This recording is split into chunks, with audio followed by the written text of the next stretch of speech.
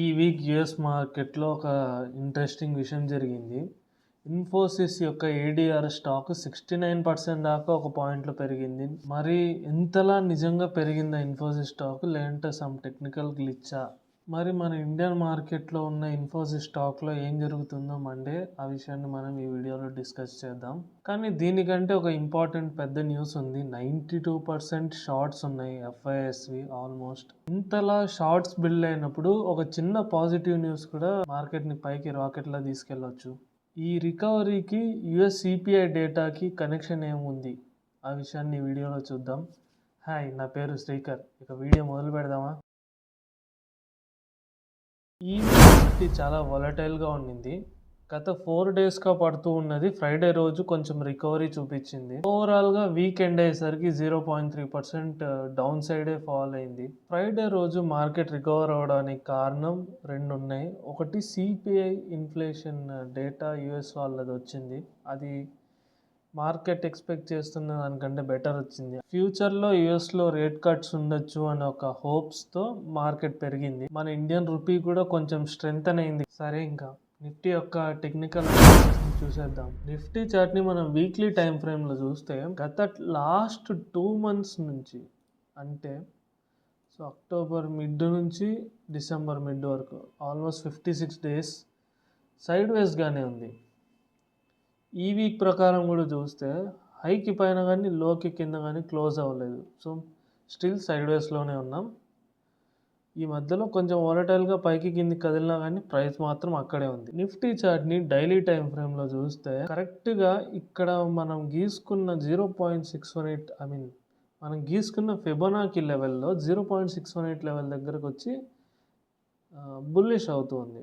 ఒకసారి అయింది, ఇది రెండోసారి అయింది. అదే పాయింట్లో సపోర్ట్ ఉండడం వల్ల ఇంకొంచెం స్ట్రెంగ్త్ వచ్చింది. ఈ సపోర్ట్ యొక్క థిక్నెస్ కొంచెం పెంచాను. సో దీన్ని బట్టి చెప్పొచ్చు మనం అట్లీస్ట్ బేరిష్గా అయితే లేము అని. ఈ సపోర్ట్ని బ్రేక్ చేసి కిందికి వెళ్తే బేరిష్ నేచర్ మళ్ళీ కంటిన్యూ అవ్వచ్చు. నిఫ్టీ చార్ట్ని 30-minute టైం ఫ్రేమ్లో చూస్తే ఒకరోజు గ్యాప్ క్రియేట్ చేస్తే తర్వాత అది కవర్ అవుతూ ఉంది. సో ఈ గ్యాప్స్ అనేవి మోస్ట్లీ కవర్ అవ్వడానికి ప్రయత్నిస్తాయి, ఎందుకంటే ఇది ప్రైస్ యాక్షన్కి విరుద్ధమైన కాన్సెప్ట్. మరి ఆప్షన్స్ యొక్క ఓఐ ఈ వీక్ యొక్క కాంట్రాక్ట్ మంత్లీ ఎక్స్పైరీ కాంట్రాక్ట్లో ఎలా ఉందో చూద్దాం.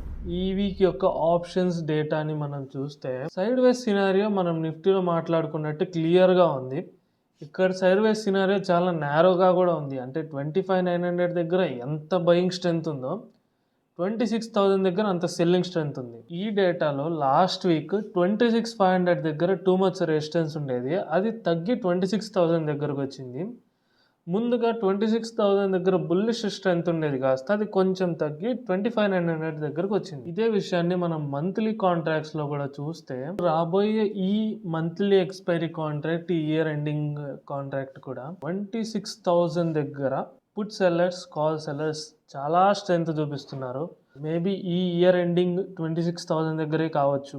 మరి ఎఫ్ఐఎస్ ఫ్యూచర్స్లో ఏం చేస్తున్నారో చూసేద్దాం. ఫ్యూచర్స్లో ఎఫ్ఐఎస్ యొక్క పొజిషన్స్ 91% కంటే ఎక్కువ ఉంది. ఇదే టైంలో ఇండియా విక్స్ కూడా 10కి బిలో ఉంది. సో చాలా కాన్ఫిడెంట్గా వీళ్ళు షార్ట్స్ బిల్డ్ చేస్తున్నారని మనకి క్లియర్గా అర్థమవుతుంది. హిస్టరీ చూసుకుంటే, పాత డేటాని చూసుకుంటే ఈ రకంగా ఎప్పుడు షార్ట్స్ బిల్డ్ అయినా కానీ ఒక చిన్న పాజిటివ్ న్యూస్ షార్ట్ కవరింగ్ని ఈజీగా ట్రిగర్ చేస్తుంది. అప్పుడు మన మార్కెట్ కూడా బుల్లిష్ అవుతుంది. మరి క్యాష్ మార్కెట్ ఏం చేశారో చూసేద్దామా. ఫైనల్లీ రూపీ స్ట్రెంత్ అవ్వడం వల్ల ఈ మార్కెట్లో మనం కంటిన్యూస్గా 3 days ఎఫ్ఐఎస్ బయింగ్ని చూసాం. కానీ వాళ్ళ బయింగ్ నెంబర్ చాలా తక్కువగా ఉంది. ఇన్నాళ్ళు వాళ్ళు సెల్ చేసిన ఈ అమౌంట్ ఏదైతే ఉందో దాంతో పోలిస్తే చాలా చిన్న అమౌంట్ కాబట్టి నేను సూపర్ పాజిటివ్గా కూడా లేను. బట్ ఈ సెంటిమెంట్ మారడం అనేది మంచిది కాబట్టి ఇలాగ ఇంకొన్ని రోజులు కొంటూ పోతే మార్కెట్లో బుల్లిష్ నేచర్ చూసే అవకాశం ఉంది. సరే, ఇంకా సెక్టరల్ అనాలిసిస్ని కూడా మొదలు పెడదాం. ఆ సెక్టరల్ అనాలిసిస్తో పాటు నేను ఇంకొక కొత్త సెగ్మెంట్ కూడా యాడ్ చేయబోతున్నాను. దాని గురించి నిఫ్టీ ఓవరాల్గా సైడ్ వేస్ ఉన్నా కానీ ఇక్కడ కొన్ని సెక్టార్స్ కొంచెం స్లైట్గా పెరిగాయి, కొన్ని సెక్టార్స్ పడ్డాయి కూడా. ఈ వీక్ యొక్క టాప్ పర్ఫార్మింగ్ సెక్టార్స్కి వస్తే అగైన్ మళ్ళీ పిఎస్యూ బ్యాంక్సే ఉంది. ఛానల్ నుంచి మనం మాట్లాడుకుంటున్నదే కొంచెం ప్రాఫిట్ బుకింగ్ జరిగి మళ్ళీ పాజిటివ్నెస్ క్రియేట్ అవుతుంది. దీనికి కారణం కొన్ని బ్యాంక్స్లో ఆఫర్ ఫర్ సేల్ జరగబోతుంది. లీస్ట్ పర్ఫార్మింగ్ సెక్టర్లో ప్రైవేట్ బ్యాంక్ ఉంది. ఈ వీక్ వీడియో నుంచి నేను ఒక స్పెషల్ సెగ్మెంట్ లాగా లాస్ట్లో యాడ్ చేద్దాం అనుకుంటున్నాను. ఒక స్టాక్ అనాలిసిస్ సంథింగ్ మీరు రికమెండ్ చేసిన ఏదైనా స్టాక్ ఉంటే దాని పరంగా నేను నా అనాలిసిస్ని షేర్ చేస్తాను. సో ముందుగా ఇన్ఫీ ఏడిఆర్ స్టాక్ చాలా షూటప్ అయ్యి 5% పాజిటివ్గానే క్లోజ్ అయింది కదా. సో మరి ఈ స్టాక్లో ఏం జరగచ్చు నెక్స్ట్ మండే అనేది డిస్కస్ చేద్దాం. ఈ వీక్ ఇన్ఫోసిస్ ఏడిఆర్ స్టాక్లో ఒక గ్లిచ్చే జరిగింది. ఇన్ఫోసిస్ ఏడిఆర్ స్టాక్లో అన్ఎక్స్పెక్టెడ్గా 69% దాకా అప్ సైడ్ పెరిగింది. సడన్ యాక్టివిటీ జరగడంతో 2 times ట్రేడింగ్ ఆపాల్సింది వచ్చింది. టిక్కర్లో ఒక ఎర్రర్ వచ్చింది. అంటే ఇప్పుడు ఈ స్టాక్ వచ్చేసి ఇన్ఫోసిస్ లిమిటెడ్ స్పాన్సర్డ్ ఏడిఆర్ అని ఉంది కదా, దీని బదులు దీనికి ఇంకో పేరు పెట్టారు. అది ఇన్సైడర్ సమ్ ప్రాబ్లం జరిగింది. ఆ పేరు ఏంటంటే అమెరికన్ నోబుల్ గ్యాస్.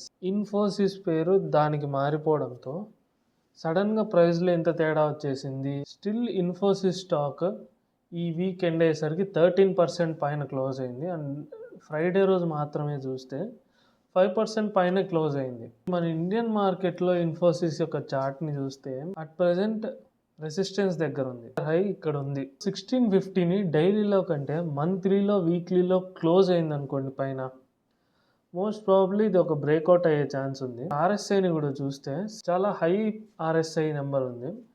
ఆ ఆర్ఎస్ఐ హైలో ఉన్నప్పుడు ఏంటంటే నిజంగా పైకి పెరగాలి అని డిసైడ్ అయితే వెంటనే పెరగదు, కొంచెం సైడ్ వేస్ అయ్యి తర్వాత పెరుగుతుంది. ఆ సైడ్ వేస్ అవుతుందంటేనే మీరు అర్థం చేసుకోవచ్చు దాంట్లో బుల్లిష్ నేచర్ రాబోతుంది అని.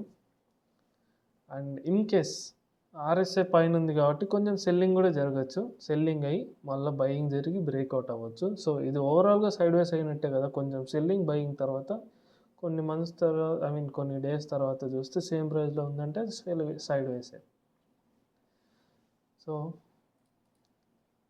ఇంకా ఇన్ఫోసిస్లో నా పర్సనల్ మనం ఐటీలో ఆల్రెడీ అంతకుముందు కూడా ఇన్వెస్ట్ చేస్తూ వచ్చాం. ఆ ఐటీ సెక్టార్లో ఇన్ఫోసిస్ అనేది కూడా ఒక ఇంపార్టెంట్ స్టాకే కాబట్టి ఇన్ఫోసిస్లో కూడా చేసినట్టే. ఇన్ కేస్ పర్టికులర్గా ఈ స్టాక్లో ఇన్వెస్ట్ చేయాలని ఆలోచిస్తున్న వాళ్ళు మీరు ఈ అనాలిసిస్ పనికి వస్తుందని చెప్తున్నాను. మరి ఈ వీడియో నచ్చిందా? అయితే ఈ వీడియోని లైక్ చేయండి. నెక్స్ట్ వీక్ మీకు ఏదన్నా స్టాక్ అనాలిసిస్ కావాలన్నా, మీరు ఏదన్నా అనాలిసిస్ చేస్తూ మీకు కొంచెం ఎక్స్ట్రా ఇన్ఫర్మేషన్ కావాలన్నా కానీ మీరు కామెంట్ సెక్షన్లో కామెంట్ చేయండి. సరే ఉంటా మరి, బాయ్.